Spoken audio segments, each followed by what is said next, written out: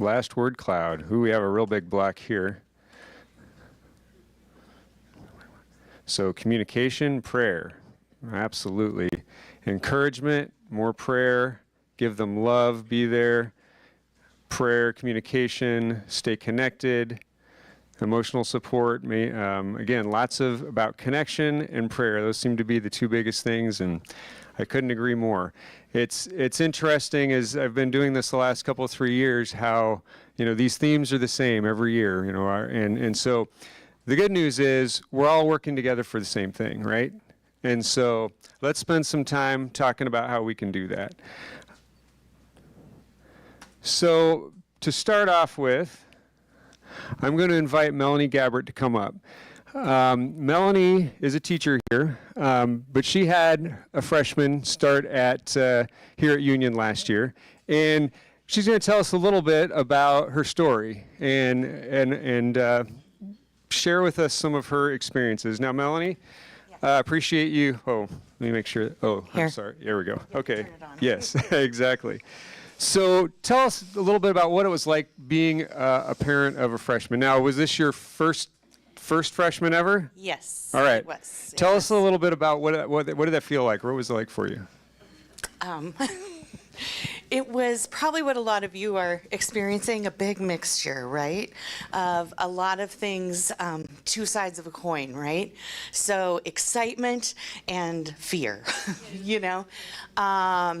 joy that we've he's come this far and we're here and everything, and then kindergarten, and I used to walk him into class every day, and I don't think that's really encouraged here, Definitely So, not. So kind of a mixture of of many of those things, but I think overwhelmingly hopeful, and just really anticipating what's next, for him and getting to see that. So from your perspective, once school got started, what were, some of the tough things that he experienced that you were aware of and maybe felt you needed to get involved in, or maybe not? Yeah. Well, so I'm a psychologist, so for years I've, not always practiced what I preach. So I know that the most important, I used to talk to parents about 3 baskets, and sorting things into those when they had children who were struggling. And one was things that that you work on right now that are really important. And so those are urgent and important, and we do those. And things that are we'll get to that later, back burner. But the most important basket are the things that we go, we're going to leave that alone. That one is, I'm going to pray and that'll sort itself out. And that's one of the things I think that I learned kind of that freshman year, was to actually start to use that third basket a little bit more, Some of the things. What was your original question? Well, yeah, the question was, what were some of the things your son kind of struggled with, or the challenges that, Don't be afraid. I teach some of your children, but don't be afraid. I use Post-it notes liberally to remind myself things. And I've been telling stories about my kids for years because I teach developmental psychology, so they're kind of used to me sharing, so it's okay. But one of the things that was challenging was my son had always struggled academically.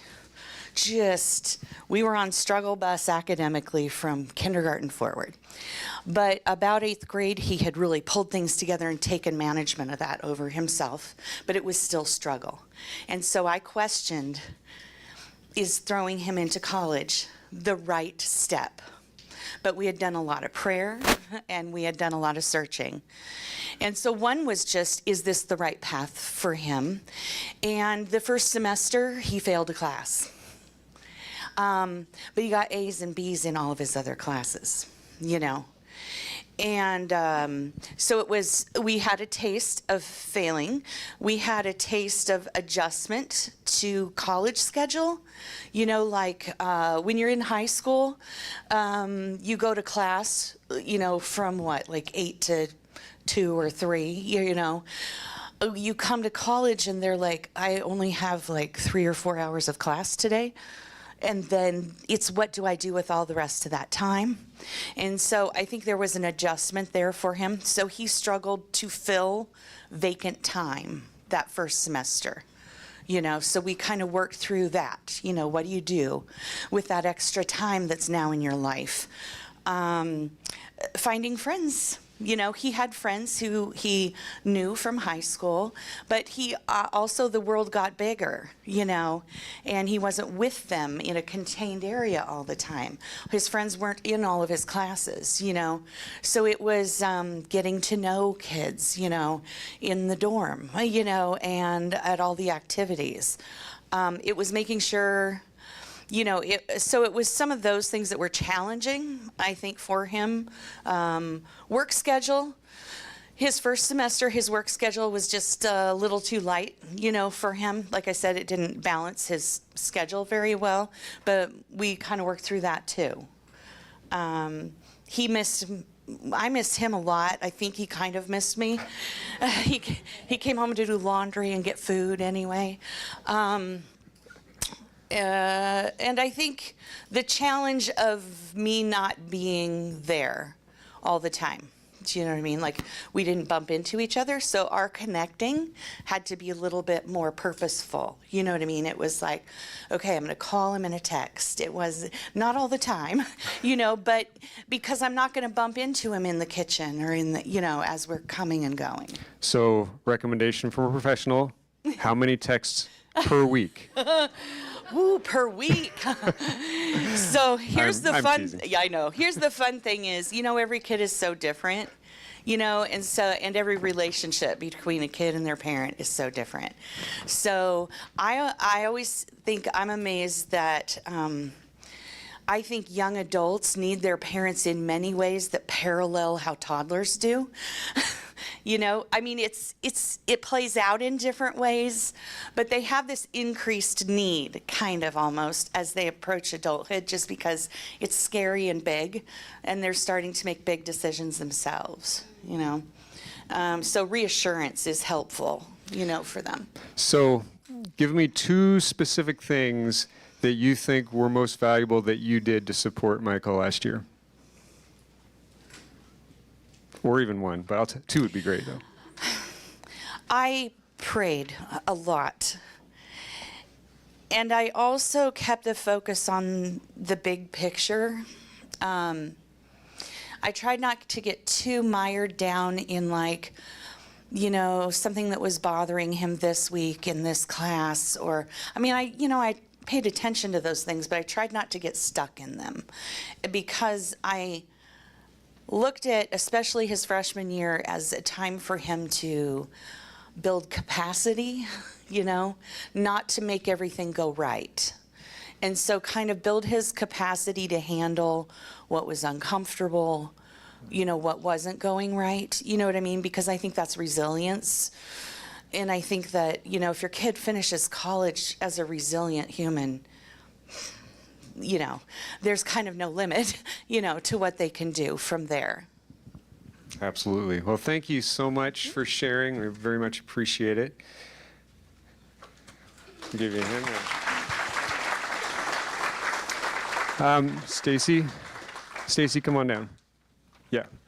So I'm going to invite Stacy Stocks to come down now. She's our Dean of Students. And we have lots of people and support systems in place to really help, not only help your, make sure it's on this time, find ways to help your students succeed, but also to notice when they might be struggling, or and to you know, help them along that journey. Now, Stacy, I have a couple. Sorry, I'm going to flip through to the next slide here. Okay. You are, as Dean of Students, you're in charge of not only the residence halls, but also a lot of pieces of student life, you know, the activities and various things, right? And student involvement, getting students involved in social life and many other things, right? So I would love, and some of it's on the screen here, but we can go off script a little bit too. Talk about 3 ways that you can partner with parents, this is more, now we're talking to parents, how they can partner with you and with the residential life team and the student life team to support their students. Well, good morning, everyone. I met many of you yesterday, but it's nice to see you here this morning. And I'm just so excited to partner with you this year, having your child in our community, whether they're in the residential halls or they're just participating in activities on campus. And there are many ways. One of the most important way is to encourage them to attend. Last night we had an event and we had over 125 people there. It was a great event. It was unscripted, which is always a little nerve-wracking for students because there wasn't like a big performance. There was just time to mix and connect. And it was fun to see students come out. And at the very beginning, there were small pods of people in corners. And then about 5 minutes later, there were big groups of people talking and mixing. And so encourage them to come. We have 36 student leaders in the residential halls who we've trained and spent time with, who are committed this year to dedicating themselves to connecting with new students, to helping them to connect with each other. Last night we were closing up the dorm and one of the RAs said, "This is one of the best freshman classes I've ever seen. They are so engaged and I am excited to meet them." And I thought that was such a great comment, unsolicited, from a senior student who's been here a couple of years, who felt like she really engaged with some new students this morning. So I know it'll be scary for them, but number one is encourage them to get involved. There's something every single night this week between now and Monday. I told my family to find Taco Bell because there's something every single night this week that we're going to be at. So, you know, encourage them to come out. If they say there's nothing going on, that's very unlikely. Even during the school year, once school starts, we have residential hall events, student life events. We have over 25 small groups that meet on a weekly basis. There is always a way for them to be connected. So I just want to encourage you to encourage them to get out of their comfort zone, to go to an event, to talk to someone, to just go see what it's about and get out and get involved. Secondly, there are lots of resources on campus. In the residential halls, all 4 deans live there. We're there all the time. Our phone numbers are in large numbers on all of our office doors. And I say all of our offices because many of us have offices in multiple residential halls. So if they can't find us in one, they will likely find us in the other or up on a floor with a resident. So there is a way to find us. There's a Dean on Duty phone number. There is a desk worker at all 3 desks 24/7. So there's always a place they can go if they need something. So I want you to know that from home. If they call you in the middle of the night and say, "I don't know what to do," number one, the deans anticipate their call every night when we go to bed. We expect that we may hear from someone, and that's okay. Number two, they just have a clarifying question. They can usually find that answer by going to the front desk and talking to the desk worker there. If the desk worker doesn't know the answer, they can find the answer by calling us, which is perfectly fine. So just encourage them to look for resources before they say, "I can't find anyone." There's lots of opportunities for them to connect with a resource that can help them. And if we can't help them, we will direct them to the people who can on campus, because we may not have all the answers, but we can find the answers by tapping into our colleagues in other areas. And then finally, pray for them, pray with them. I have a high school child who I messaged before school started on the way over here and said, "I'm praying for you," because they have big things today. And just that encouragement, they need that. They need to know you're in their corner, you're home, encouraging them, praying for their success. I'm so excited to connect with each of you, so feel free to find me afterwards if you have more specific questions. And I'm guessing I'm coming back up for questions later, so think about your residential life or student life questions I might be able to help with. Yeah, Stacy will be back.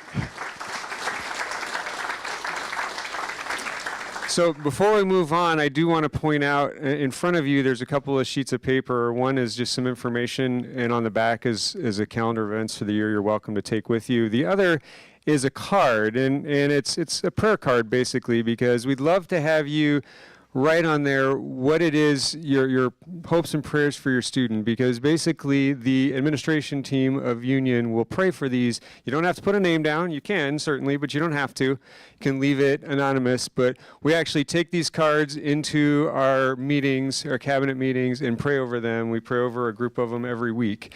And so we'd love to have you sometime throughout our time together here, write something down on those cards and just leave it when you go, and we'll pick them up. All right, thank you. So now I want to invite Martha Hornung. There she is. All right. To come down. Martha is the director of our student success team, and they're focused on helping students succeed academically. So she's going to talk a little bit about some tips for how you can support your student on the academic side of things. So Martha, tell us. We got them up on the screen, but feel free to share. Good morning, bienvenidos. So it's just such a privilege to work with young minds that have all these aspirations and fears and challenges. So we are a team of 6 in the Student Success Center. And one of the things that we often do is what we consider life coaching. And life coaching is not a therapy. It's not like just tell me all your problems and worries and we'll find a solution, right? Coaching is looking into things that are happening right now, and what are we going to do about those things to get you to where you need to be. So on your screen, there are 3 things that we kind of share, and the first one is really staying connected with our students. The first 6 weeks in school are very crucial, and it is important for all of us to stay connected. We often heard of board of directors when we're working with organizations. Is that right? Board of directors. I'm going to encourage us all to think about with our students who are their own board of directors. Who are the members of their own board of directors? Who are they staying connected with? And that is really important for our students to know that people not only praying for them, but are also encouraging them, they're also challenging them. And so staying connected is very important for them. Staying connected is also involves setting expectations. And I know Stacy has talked a little bit about that. I'm not a person who has green thumb, but my staff do, some of them really good. And I wanted just to give you a little bit of a metaphor, right? Depending on the plant, sometimes we have to water them once a day or once a week, or like myself, maybe sometimes once every 2 weeks, because I tend to forget. That's why I have somebody else who can help me with that, right? So depending on your child, what does it look like to staying connected? Does it mean texting every day? Does it mean texting every other day or maybe once a week? So setting that expectation with your student, with your child, it's going to be very, very beneficial. You know your child pretty well, and we like to get to know them pretty well as well. And so we are here to encourage them, we're here to challenge them, and we also set some expectations as far as meeting with them on a regular basis. But Martha, they still have to show up, right? Absolutely. So yes. that may be an encouragement point, right? To just say, hey, have you been meeting with your life coach? What are you learning? Because students still have to show up. That is correct. All right. Yes. Students need to show up. I will tell you, my dear parents, the number 1 killer in academic success, it's not showing up for class. So that is one thing that we do have conversations with our students, but we empower them, we encourage them, which leads me to the second point, and that is listening, right? Without really judging or without reacting. So questions like, hey, who on campus have you talked to? Who can help you with this? How would you go about solving this? if they're running into challenges. And the beauty about this is that we are empowering them as well. And it does take time, right? Melanie has mentioned about the different things with his child. We see a lot of different things with our students as well. And so it is important that we build that connection and we listen to what they have to say without just reacting or telling them, I need you to go and see tutoring. Instead of, hey, I heard that Student Success has a great tutoring program. Hey, I hear there are about 34 study spaces on campus where you can go and study. Things like that.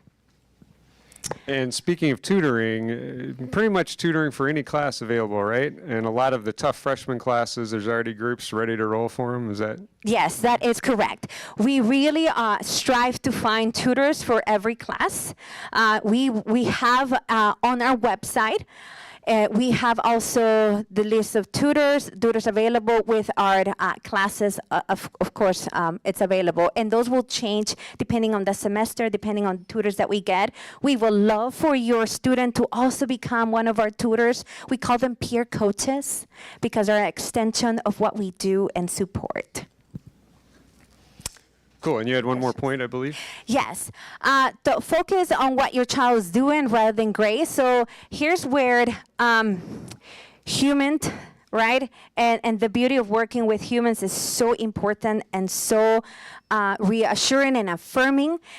Your child is growing, right? We know that they will be making decisions. So we encourage all of us to help them make their own decisions instead of telling them what to do, right? I often have my students come and say, Ms. Martha, just tell me what I have to do and I'll do it. Instead, I'll say, well, let's talk about this. What is your barrier? And that's the beauty about coaching, where we allow the student to come up with those solutions by us asking really good questions. And so that is our commitment to you, parents, from the Student Success team to really support our student. We often tell them this is a partnership, even though sometimes they say, can you go to class for me? But we tell them, no, this is your learning, this is your journey. And one thing that I just want to share, because this is something that we also encourage our students when they think about their own academic journey, their own academic success, because success means differently for every person, is that God is it's the designer of their lives. And they are the builders. Sometimes they don't know what the blueprint to follow. And so we are all here to support them to build that great academic experience that they need, that they deserve. That's all I have. Thanks, Martha.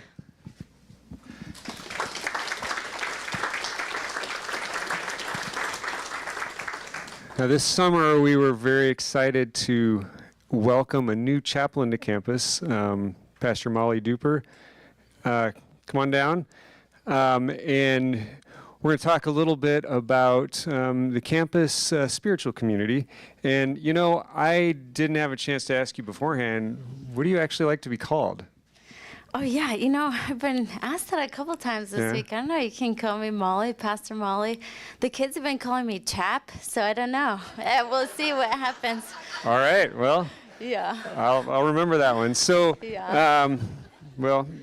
So we talked ahead of time, and you came up with, again, 3 tips that parents can follow to partner with campus ministries and our intentional spiritual community on campus with supporting their students. So tell us a little bit about that.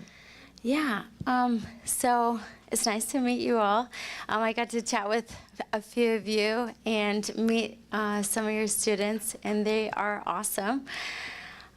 What the Chaplains Department and Campus Ministries Department does, in case you didn't know or just need a reminder, there's a team of awesome, I call them skilled and filled student leaders in campus ministries, and they are the ones who, it is a student-led ministry on campus, and they are the ones who put together the spiritual programming, and they're the ones who find the other students and get them involved involved and volunteer and put them on the worship team and those sorts of things, as well as just what we do is provide spiritual care to the students and to the campus. And our new campus ministries office, that space is for when anybody walks by, we're going to go introduce ourselves and intentionally meet them and just get to know them, and invite them in to just a welcoming space. But yeah, a couple things that I had just thought of how I'm excited that I get to partner with you, the Campus Ministries team gets to partner with you for spiritual care for your students. And so a couple things that I thought of that would be tips to help support your student spiritually as they're coming to college. The first one that I really just thought of is, and it seems quite simple, but is just to walk and talk with the Lord ourselves. I genuinely believe, and this is what we just spent a bunch of time as a team, as the student leadership team, before we're planning any programming or inviting anybody to programming or giving spiritual care ourselves, is to walk and talk with the Lord. He's the one, his ways are higher than our ways, his thoughts are higher than our thoughts. And just being in step with the Spirit, he's going to let us know what to say to that student, when to send that text, and how to care for them. But also, I just for students then to see what it actually looks like to walk and talk with the Lord. And I think that if they see that from all of us as faculty and staff of the Campus Ministries team and their parents, man, I just think that then they'd be surrounded with God-fearing humans and how beautiful and what a spiritual support that would be.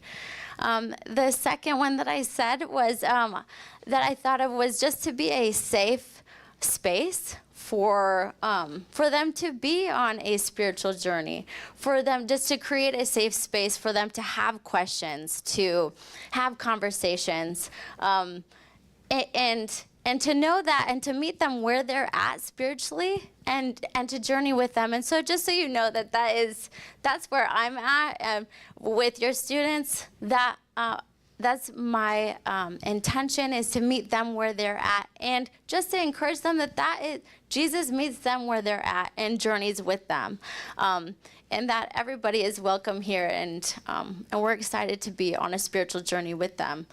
And then the last one is, just pray, pray, pray. I know that you all are praying for your students, for your kids, because you love them so much.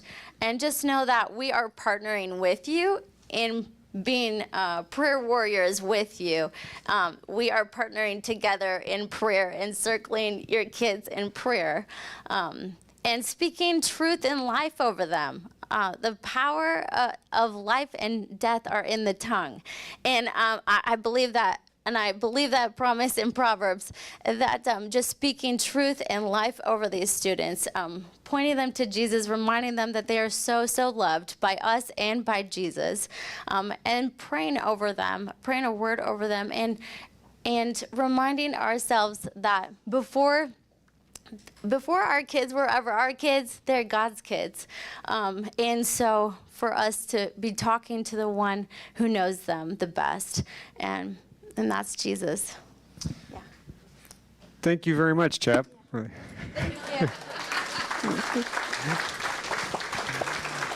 right, this time, Annika, come on down. While she's coming down, Annika Swanson Lane is a sophomore here at Union, and I just had a few questions for her about what it was like to show up here as a freshman. And so first of all, Annika, thanks for being willing to do this. Annika, I am so sorry. I should have known better. Don't worry about it. So Annika, tell us, why did you choose to come to Union to start with? It was a pretty long decision for me. I was one of those high schoolers that made a really big deal about everything, so I was like really stressed. I was like, where am I going to go to college? I looked at all these options. I toured more than one place. I knew I wanted to go to an Adventist school, so I was kind of looking at my options. And I think there was a lot of things that contributed to the decision, but ultimately what it came down to for me was the spiritual life on campus at Union. And that's not to say anything negative about the spiritual life at any of the other universities, because they are amazing and they have their own things, but there was just this impact when I came and I visited Union and I attended the different spiritual programming that really stuck with me, where I was like, this is really, really different. And when I came here and started going to spiritual programming as a student, I was like, yeah, I picked the right place. So I was really happy about that decision. Cool. So you went to Maplewood Academy, right, up in Minnesota. So you knew some people when you got here, and also your parents went here. I mean, I was in school with them here, so I don't know if that played a role, or maybe you had to overcome that. I don't know, whatever. Yeah. So tell us a little bit about when you first got here. It wasn't like you were a complete stranger, didn't know anybody, but what did you do to get to kind of build community, make friends, get involved? Yeah, so I definitely knew a lot of people. I think over half of my graduating class ended up here our freshman year. But I know a lot of us were really intentional about, we want to connect with other people, we love each other, we want to make other friends, because college should be a new and fun and exciting experience where you make those connections. One of the first places I made friends was Spark Start. So that really worked out. I was like debating, I was like, do I really want to go down early? But then I was like, well, I should.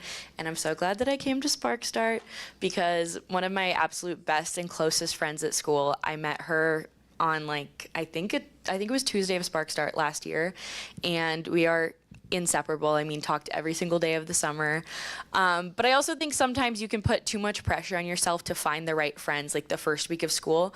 That's also not realistic. Like, you meet people in classes, you meet people through going to different events and stuff like that. I was lucky enough to be able to get involved with campus ministries last year, so I made a lot of friends through being a part of campus ministries. But yeah, just going to classes with people and running into the same people. I mean, there are people I didn't know that went to Union until partway through second semester last year, and now I couldn't imagine my life without them. So I think you just meet people in all different phases of your freshman year and of college in general. There's going to be a lot more people that I'll get to meet, but I think that just through going out, getting involved in things, being a part of stuff on campus, that was how I was able to easiest connect with people and make new friends. Okay, random question. What was your favorite event last year? I mean, outside, non-academic, you know. Like at the school year in total, or like Spark Start? No, the whole school year. Wait, I didn't tell her about this one ahead of time. no, there's so many things I liked. Oh my goodness. I loved, I can't remember what it's called, but that big thing that we do at the end of the school year where there's like all the like Night glow Under the sticks. Lights? Night Under the Lights, and everyone's like winning prizes and like running around, and there's bouncy houses. Like, it's so much fun. It was so cool. I was like, whoa, it was so much fun. I'm looking forward to doing it again. But that was the very end of the school year, but it's like a huge event and like everyone goes. So it was super fun and everyone was there. The vibes were just, everyone was running around. It was so fun.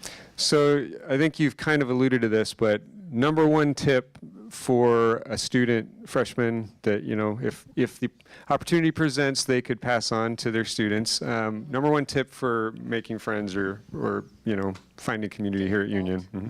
Yeah, I actually have a few tips. I love meeting new people and making friends.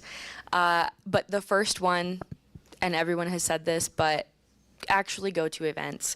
It is so easy your freshman year, especially the first month or two, to just want to stay like holed up in your room and not talk to anybody and want to, I'll just skip that. I wanted to do that my freshman year. But if you actually go to the events, there's so many things planned that are put on, like spiritual events and stuff put on by the school itself. And a lot of the time, like, you get to do activities for free or get food for free. Like, don't pass up that kind of opportunity. You're in college, get the free things, but also go and talk to people. And remember that in your first week, your first month, all the other freshmen are also new. They're scared, they want to make friends. So yeah, definitely encourage your students to just remember that, like, probably almost everyone else that they're meeting is just as nervous as them and wants to make new friends and have a good time at school and make new connections. And And also a random one, but you could tell your kids to study in groups. Bonding over like fun classes or horrible classes is actually, it's a bonding experience where you're like, this class is so hard and I don't understand it, but I'm here with my friends, and you study together, then you can take the really hard test and talk about it together and be like, well, I actually did learn something from this class. So tell your friends to study, tell your kids to study in groups, because it actually can be a really fun experience. So. Cool. Thank you so much.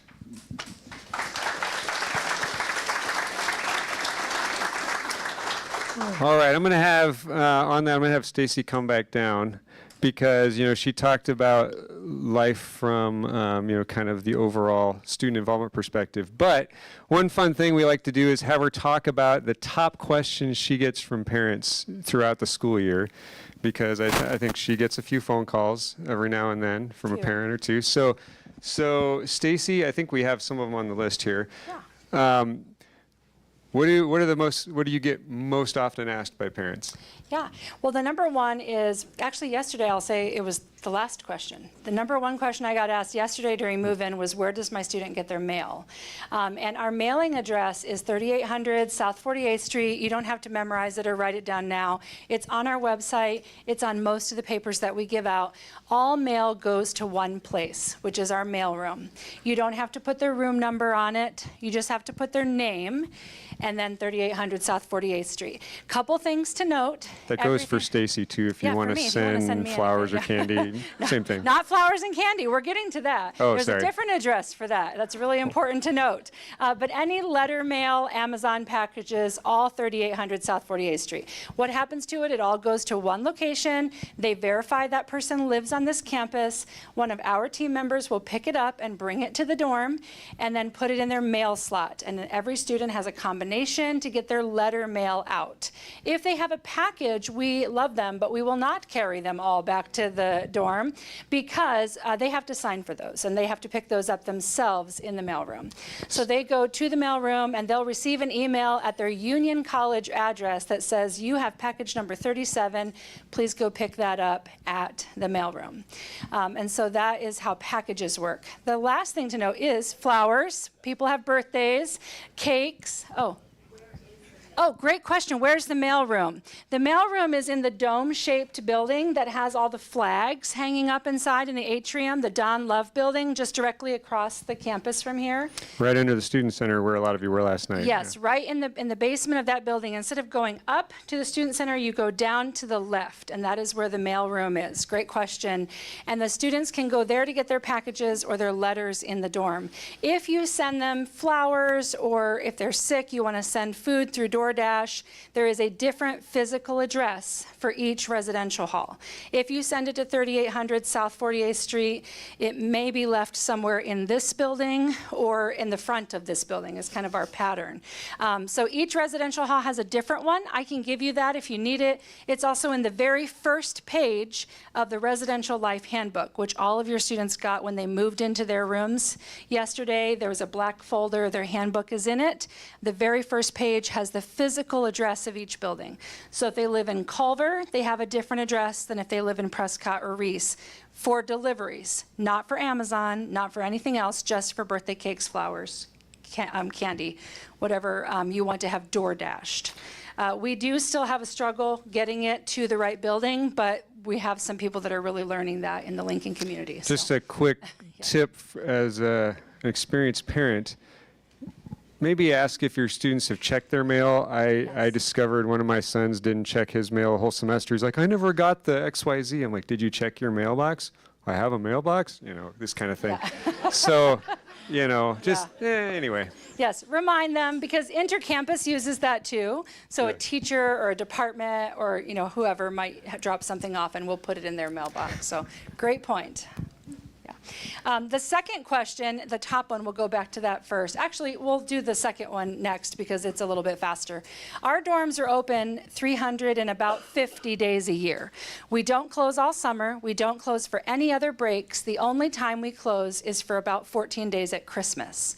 So final exam week is the week of December 15, and most students wrap up December 17 or 18. We do close the residential halls, all three of them, and the Ortner Center at noon on December 19. That's a Friday, so if you're looking at your calendars. December 19. That does not mean your student has to take everything home. They just need to bring home what they need for Christmas, and then they can return back to the residential halls about 5 days before classes begin, which is January 8th at noon. Classes begin on the 12th, but they can come back the Thursday before to get settled and to check in and get ready for the new school year, a new semester.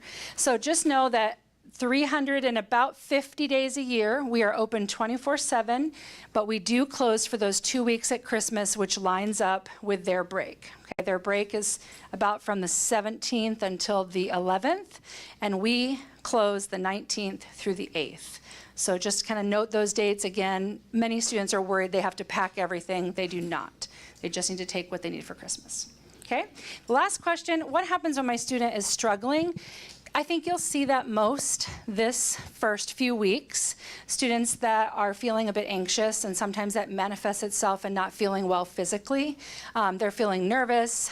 They might be struggling with some mental health or physical health issues. What do I do? On our campus, we have a nurse that's here every day or I should say weekly, every day, every weekday, Monday through Friday from 8 to noon. She is available to see them, can talk with them, make a plan for them. Outside of the nurse's hours, we have something called You Will, which is an online platform. Students can log on with their student ID. They can use this online platform. They can virtually speak to a provider. They can talk to either a mental health or a physical health provider and receive medical or mental health care that way. We also have great urgent cares or other places on campus students can use, or around campus that students can use. So we have a lot of resources. My suggestion, have them find one of us first, and then we will figure out what they should choose to do. So if it's late in the evening, if it's early in the morning, if it's outside the nurse's hours, what should we do? That's usually the best starting point, is to let us talk to them, strategize, make a plan as to what resource would be appropriate for how they're feeling. Then we can follow up with them also. If we know they're not feeling well and we make sure they see a provider, then we can follow up afterwards and say, how are you? Do you need water? Do you need chicken soup? What do you need? How can we support you as your parent away from home? And so that's the best path. Often when we hear from parents that say, my kid's been sick for a week and we had no idea, that makes us kind of go into emergency mode, right? We have to find out they're sick. We didn't know they're sick. Let's see how we can help them. So we are checking with them each day. We are seeing them each day. Often students communicate with us and we can collaborate on their best care. But if we don't know, it's difficult for us to care for them. So please make sure that you encourage them to seek out us. If we can go get their meals for them, if we can support them when they're not feeling well, we would like to do that. Same for mental health concerns. If we know someone's struggling or not sleeping well, checking in with them regularly allows us to make sure they have the best care and be successful as a student. Two questions. Well, one question and a comment. You Will is available to students free of charge, correct? It is. So all the virtual appointments Yep. don't cost the students anything. So, okay. And they're 24/7. So if a student calls at 2 o'clock in the morning and isn't feeling well or is struggling physically or mentally, they can call You Will at any time. It's open, it's available. There are counselors and there are physicians on standby at that time. And then if a student maybe wanted to see a mental health professional in person, Yeah. we have somebody available that can help make those connections for them, right? Yes, we have Benji Bollinger, who you may meet at some point today, who is our mental health resources coordinator. And his job is to connect students with mental health resources, either getting them registered on You Will so they can use the You Will platform for mental health resources, or helping them find a local provider. If perhaps they were seeing a provider at home and they'd like to switch to a local provider, he can help collaborate and coordinate and make sure that they find the person that they need. He also kind of provides an extra layer of care by following up with them and saying, how did that appointment go? Was that a provider that worked for you, or would you like to find someone else? And so his main job is to make sure that students are cared for in finding the providers they need, having the resources they need, and that they're followed up on. We're not going to just make sure they have one visit and then we're never going to talk to them again. His job is to continually connect with them and make sure that they're doing well. Great. Yeah. Thank you.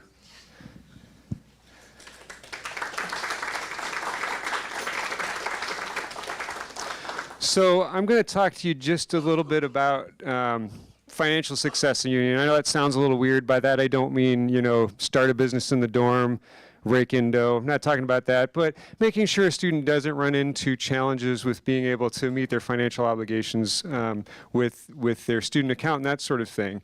So I have 3 points here that I want to talk about just briefly, or 3 tips, I guess you could say. Number 1 is connect with your student and ensure that they're paying attention to messaging. That's kind of the number 1 thing. Students will get messages via email. They'll get messages through our on-campus connection platform called U-Groups. They'll probably get text messages if there's a challenge. And this goes for not just financial, this goes for academic, social, any of those things. If there's an issue that needs to be addressed, they will be getting messages. So encourage them to pay attention to that, including if they're logging onto Portal, which I'm sure many of you heard the word Portal 1,000 times yesterday. If they're trying to log into Portal and there's a challenge, a warning will pop up there. Hey, there's something you need to address. So just encourage your students to pay attention to that, because if they continue to ignore those, then their life will get more challenging, and we certainly want to do everything we can to make sure that doesn't happen. On the point number 2 is make sure that not only, number 1, your student is paying attention, because they do get a monthly statement on the 1st of every month, and you all should be getting an email starting here probably on September 1 if you didn't already, saying, hey, your student statement is available now. You won't be able to log in and see that statement unless your student gives you access to be able to do that. And incidentally, this QR code, if you want to click it, this goes to our financial aid FAQ, and in there's an area that says, how does my student give me access to see the financial information? And that goes for academic information as well, because of the federal law, FERPA, we can't just, crazy as it sounds, we can't just share financial information with parents of college students. They have to grant you access to that. So encourage them to do that, because if you're paying their bill or helping pay their bill, I'm sure they'll be happy to allow you to see the statement. And again, those come out on the 1st. Payments are typically due on the 10th. And then make sure that students are maximizing their financial aid and other sources of funding. If they get into a position where they're maybe not sure how to make a payment, or get to the end of the year and there's maybe a balance they're not sure how to deal with, we have a team of financial aid folks. There are others available to help them find resources. So please encourage them to reach out. And I know my tendency is, there's something I don't want to deal with, I kind of maybe if I ignore it, it'll go away.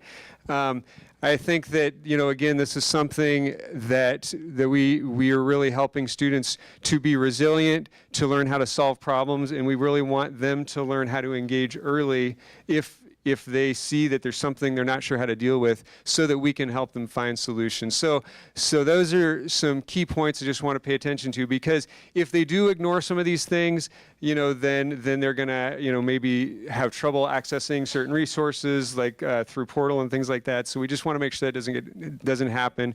And incidentally, we do have a team that will be reaching out to students who maybe have run into those challenges, so that we can be very proactive in helping them solve them before before it becomes a real problem for them.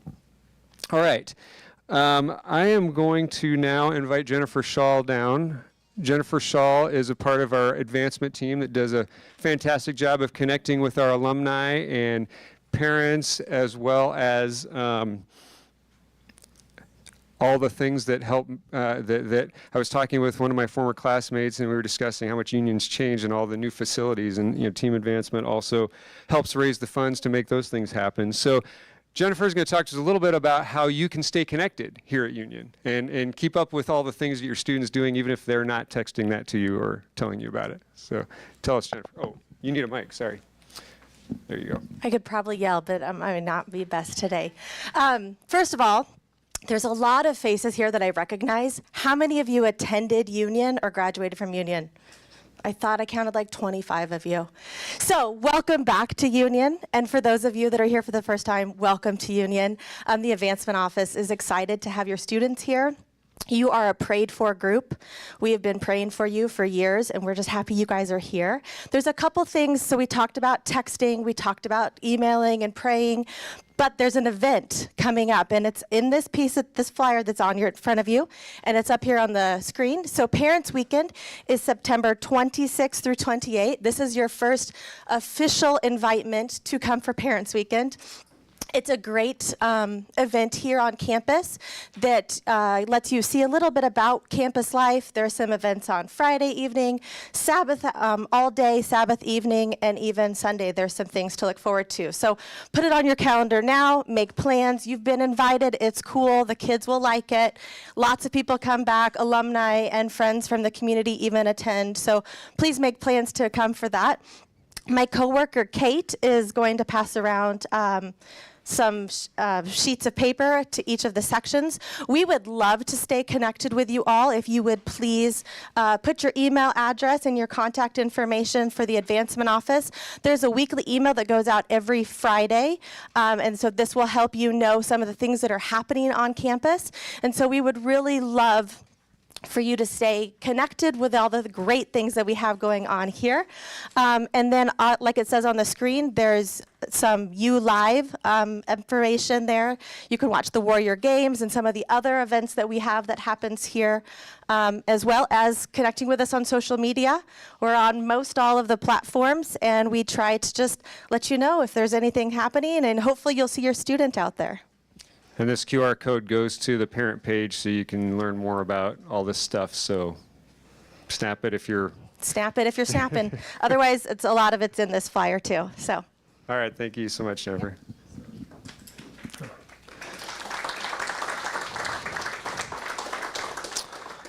All right, at this time I'd like to invite our president, Dr. Yami Baizan, to come down. And I'm actually going to give you this microphone. That's good. That means you'll prompt me.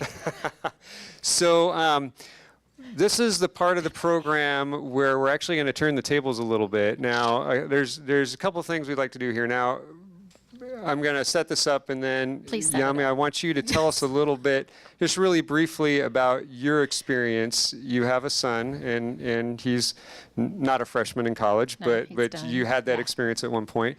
Right, tell us a little bit about that. And then we would actually love to hear a little bit about your stories. Now, and also answer your questions. So if you have questions, that's fine. But, we've done this for years, and it's usually an amazing experience. No, always an amazing experience. Not usually. I don't want to say usually. It's always an amazing experience. And I got to go through it 4 times as a parent as well. And it was always very, very inspiring. So we can share together in community. So we'll actually pass the microphone around, and we'd love to have you tell us a little bit about yourself and your student, and what you're hopeful for in their as they're starting out here at Union. So first of all, tell us a little bit about just briefly your experience, dropping your son off. Yes. First, though, breathe. I think none of you have breathed. I haven't even heard it. Breathe in, friends. Come on, just do it for me. Breathe in. This is a big deal. I wanted to get some stats, so I quickly Googled, only 39% of students make it to college. So I want you to breathe, because you're here. Your child is here. God has blessed you with that experience. And I think of us, I'm fairly new. If you don't know, I'm fairly new to the Union family. And I just need you to know God has blessed you with this community, because it's going to be good. Now, is it always going to be what they expected? Absolutely not. But it's going to be good. So just please do take time to celebrate. We're talking out you the entire day, but celebrate. This is a beautiful, beautiful gift that you receive. Now, a little bit about me, which I think it's really funny, because I led all of these. I've been in student affairs for almost over 18 years, and so led all the talking points. And before my son got to college, I had done it at least for 11 years. And I want you to know that nothing actually prepared me for it. I could say a lot of things, and then he came, and I was trying to practice everything that I told the parents to do, and failing miserably. I don't know. So just like I remember, I'll tell you fun parts of practically what this looks like. So, you've been hearing, like, tell your kid to connect, but make sure you don't solve their problems. Just help them, right? I was terrible. I'd see him in the window, but like he'd pass by my office, because of course he's dorming, but I'm there, right? And I'd see him by the window, and I'd be like, hello. He's like, oh my gosh, as he walks on by, like, are you kidding me? I was like, well, it's been 2 weeks, what's going on? I'd like go to his work, like just be at the cafeteria, like, oh, I'm just here to eat. He's like, you are not. I was like, I'm eating like humans eat, and then I'd go to events and he wasn't there, and I'd be like stressed out. All of you parents that are worried about not being here, there is a gift to not being here. Just a huge gift. Because of course I would be like, oh no, my goodness, he's not here. What's going on? Is he sick? I can't text him. I said that I would not text. Like you're going through all these things, right? Or I would see him at an event, and then I'd kind of see him leave the event with a group of people, and I'd be like, oh, Jesus. I have got to start praying. Where is he going? Why is he leaving, Anyway, all that to say to you that all of these emotions, I think, are part of it. Now, those of you, I'm going to be very gender specific, and I apologize, but this is my experience. So as soon as my nieces got to college, which were at the same time as Danny, then I knew everything that was happening. With Danny, I had no idea what was happening, right? Because he wouldn't share anything. And with my nephews either. Like, I had a couple of nephews there, and I'd be like, so, what's going on? Nothing. It's like, oh my word. So I'd have to like run over to my nieces. So what's going on? Oh, Thea, hold on. Put me to the side and just, I saw Annika here and I was laughing. I was like, oh, Annika, next year we have to get a guy here too. Like one of those that don't talk and you call and you're like, are you sick? What's going on? No.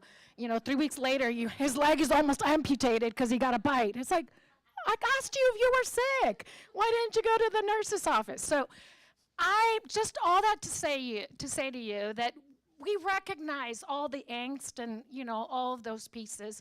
A very practical application that I do want to leave you with before I like open it up, because parents, you're going to be each other's best resources, okay? But a very practical application for me were 2 things. I realized that we are really good at holding on, and we have not learned the skills of releasing, right? Like I realized I needed to learn to release and trust God in a different way. And that is an art. There's no like one way of doing it. Every single one of us will do it differently. It will look different. Those of you that have more than one child, I only had one because that's about all I can handle. But those of you, know that for each child, because I would see it, everybody was differently. But releasing is an art of trust with God that you will begin in a very different way this season. But it's equally going to shape you beautifully. It will. Your trust and your conversation with God will have a different sense and a different angst and a different confidence. And he will remind you, I will tell you, he will remind you over and over again. Technically, they're mine before they're yours. So if you think you love them, think again. I formed them, I know them, I love them expoundedly more, right? Which I would argue with God, like, do you really?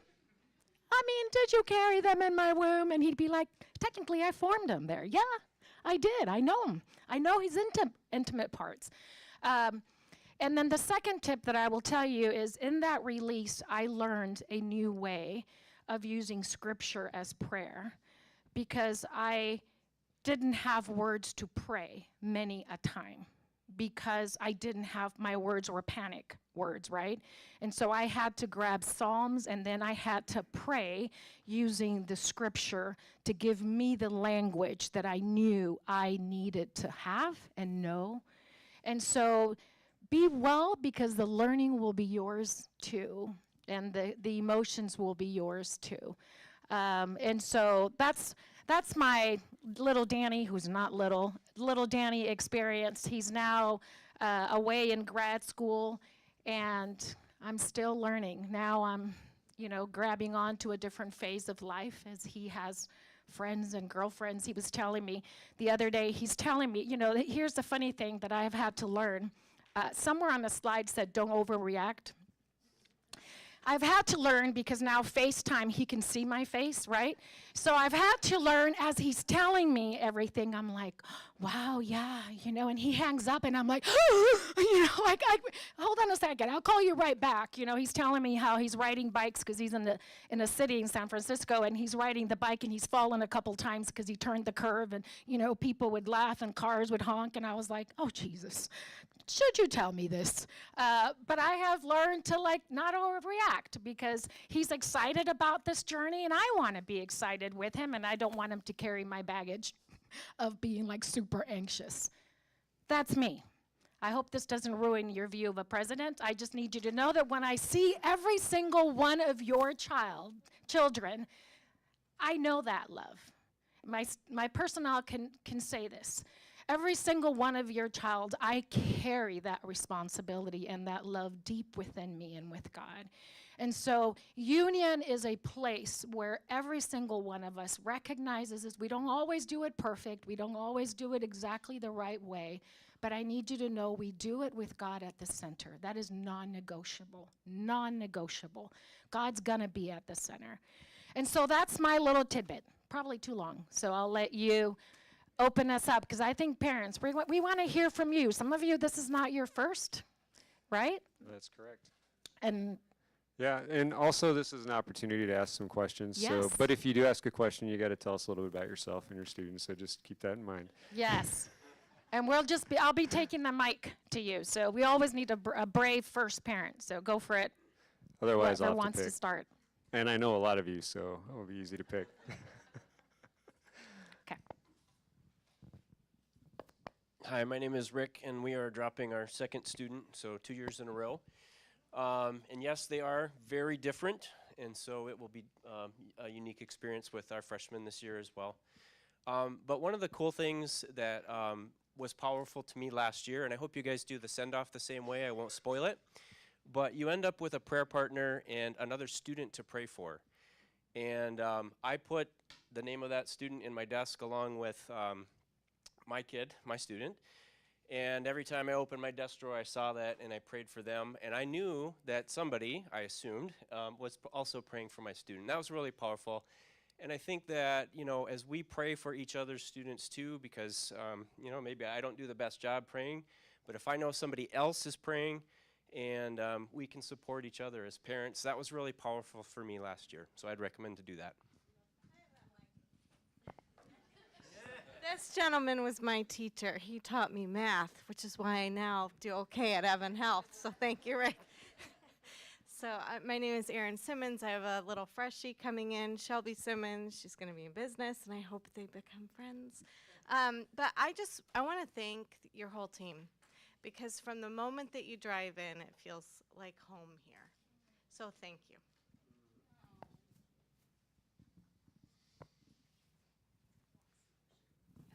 Oh, we got one back. I'm coming. Oh, you arrived. We waited for you on Sunday. It was a long drive, and he was good at helping every other parent move in. My name is Ricky. I have a freshman, Elise. I'm just curious if you have any information on how big is the incoming class? I can reveal nothing yet because people are still showing up. So, I don't even know, actually. So you don't count them until they actually... I mean, there are people on my team that are counting, but I actually haven't heard the latest since, I don't know, sometime yesterday afternoon. As of this morning, 117 are registered. Well, have actually physically been on campus, yeah.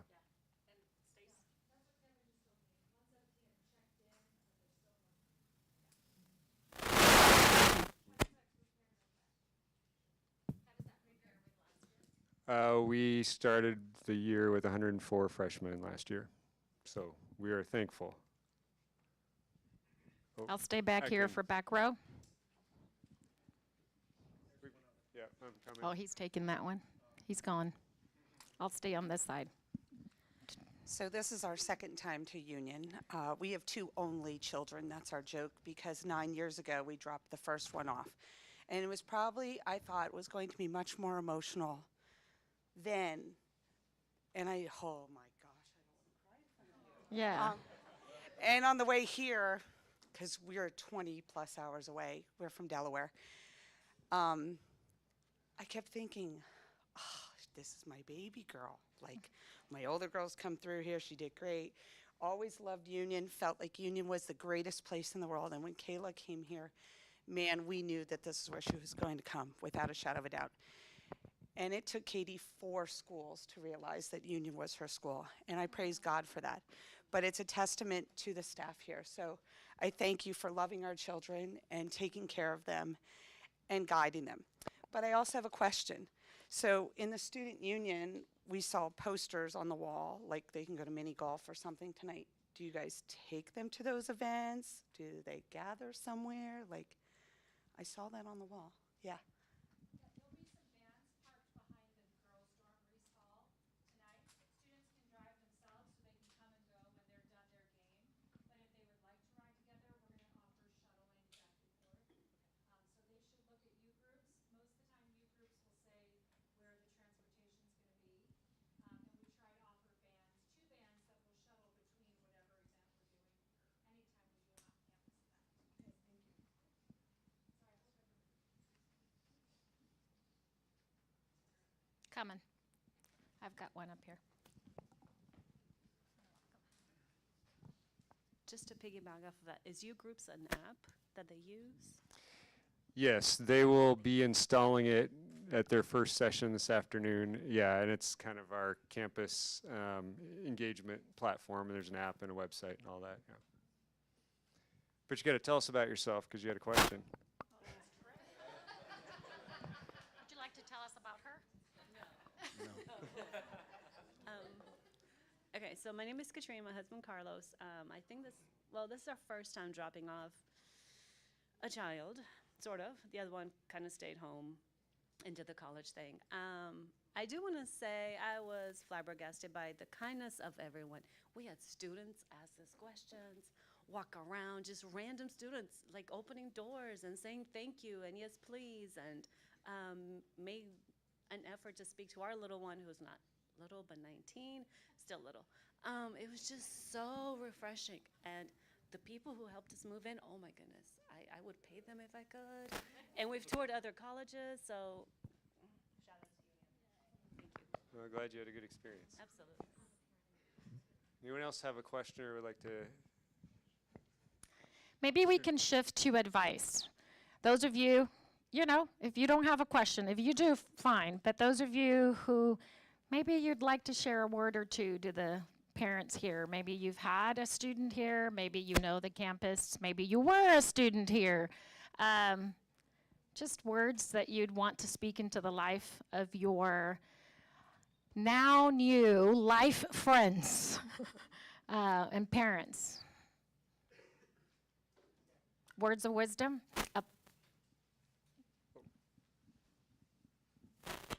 My name is Steve, as my wife Stephanie. Our daughter Janine Cochran is starting. She's our brand new freshie. I thought it was going to be super easy coming out here and like, oh yeah, here you go, have a fun adventure. And now I'm like, but she's my baby. But there's a lot of things in my life that I wish I had done different as a parent. And one of the things that has been so freeing is me remembering how many things my parents didn't do right before I got dropped off at college, and what God did through my college experience, and then the 20 years of life after, and then still continuing, and remembering that in Matthew 6, God talks about how he's a better father than we are, and our kids have the same parents that we do. So that prayer piece, just double down on praying, not in desperation that something happens good for them, but in trusting that God loves our kids more perfectly and understands them more perfectly than we do. And that is a very peaceful place to rest as we all drive in tears back home this afternoon. So.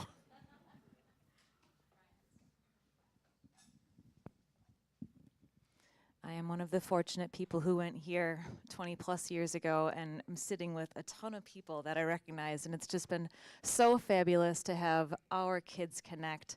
But my advice, we have a fourth year here and then a freshman that we're dropping off this weekend, and my advice is that tell your kid just to like pick what they want to do to get involved and to do it. We were talking to another couple, their child is here and he's very musical, and so he was interested in helping out with some of the praise and worship, and that's what my daughter thrives on.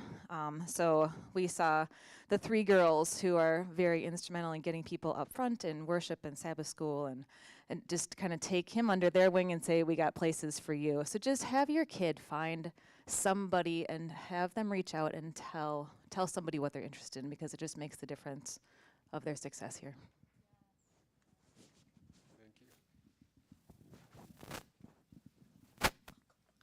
My name is Story Giddings, and I'm from Arkansas. I'm dropping off 2 freshman girls, and very excited and happy for them to start their new life. I've also been very impressed with Union. I haven't been around a university since I went to Southwestern 20 years ago, and I mean, back then they definitely didn't minister to the parents the way that Union is. This is so beautiful and welcoming and reassuring and gives me a lot of security. So thank you so much for that. I'm just going to take this piece of advice. I'm applying it to my 2 girls, and I'll just share it here. I got it from my brother when he sent his son to school. Whenever I hear girls talk about, I talk to my mom every day. I call my mom every day. I would love that to be my girls. I don't know that they will. I kind of think that they won't be the kind of daughters that call home every day, as much as I would love that. But so my system is going to be simply just send me a thumbs up or a thumbs down at the end of your day, and then I know you had a good day, or I know that I need to call you later or whatever, but a thumbs down. And it's very simple, and it's something that they can do even if they don't feel like calling me, and I can still stay connected to them. Cool. Mine is not necessarily college, but my son did colporting, canvassing this summer. So he left me to California for 10 weeks. And I would just say that in the beginning, when they're contacting you a lot, and just directing them to God the entire time and reassuring them that through whatever they're going through, that their relationship with Him and their dependence on Him is going to become stronger. And don't be afraid when the communication stretches out and gets less and less, because that just means that they're getting more comfortable, they're knowing what they're doing, they're excited, they're getting involved. They don't love you any less. They just are finding their place here at school. And what's your name and where are you from? Cherie Bramham from Oklahoma. Thank you.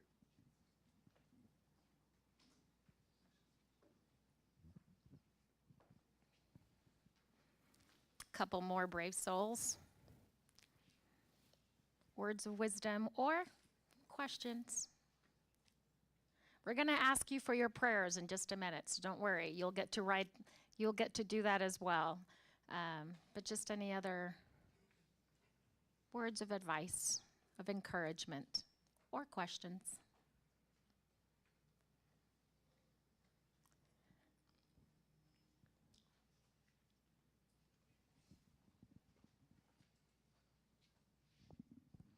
Hi, my name's Lisa. We're dropping off our second child, first one at Union. Our oldest is our son, and he's a senior at Southern this year. And I just want to give a word of encouragement. Our son was a very typical teenage boy who would be down in his room and come out for food. And when he went off to college, I really thought I wasn't going to hear from him much at all, but we really got into a good rhythm of he would call usually twice a week, like on a Wednesday night or Saturday night or Sunday night, and just spend like an hour, hour and a half on the phone with us, talking and catching up and doing stuff. And that was such a relief after believing he was just going to be, you know, the same kind of lack of communication that we were sort of used to. And so it doesn't always go the way that you think it's going to, and I would encourage you to try to, you know, let them find that rhythm and enjoy what they have to offer there. Where y'all from? Michigan. I love the idea. I call it check-in. You know, I'll text, hey, just want to check in. How are you? You've got 5 minutes for a call. But I love the idea of us as parents, and they need you. They need you even though those that communicate, blessings to you, but those that don't communicate, they need you, a word from you. So I love the idea of just getting into a rhythm of just a check-in, you know, a connection, a touch point, you know, praying over you, whatever it is. That's beautiful. Talking about prayer. Union has this beautiful tradition that I got to experience for the first time last year and really loved. You will notice that you have in front of you a prayer card. And I want to tell you what happens with those prayer cards.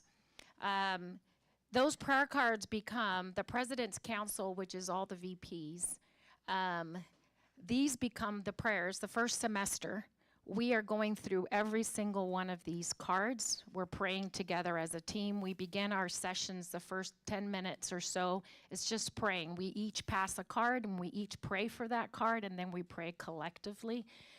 At Union, one of the very overt differences that I felt from the day that I stepped foot into Union was this is a community that prays.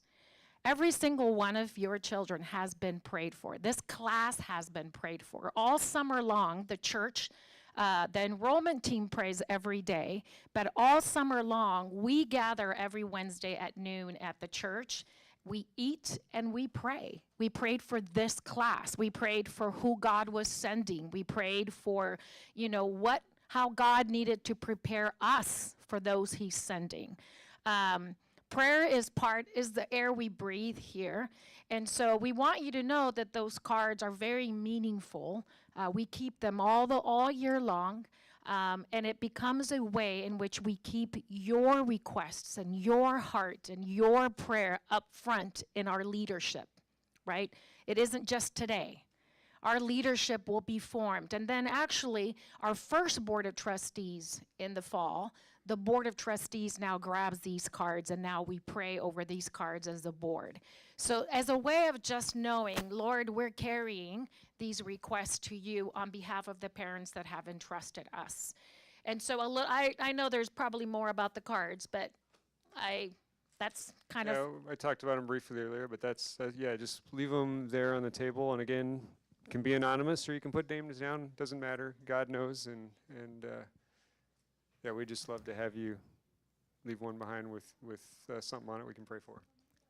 And are we closing here with a prayer over them, right? Are we? Yeah, and we well, move to the, I forget. We can pray, but then over there's We're where going we to do heading the- over to the calling. Okay. But I do want to leave us with the prayer. So once you're done writing, we'll give you a few minutes to sort of, you don't have to put your student's name if you don't want to, or you can. Just know that we'll be praying your prayer for them. And please feel free to take those vintage collector's item pens with you that will never be given out again.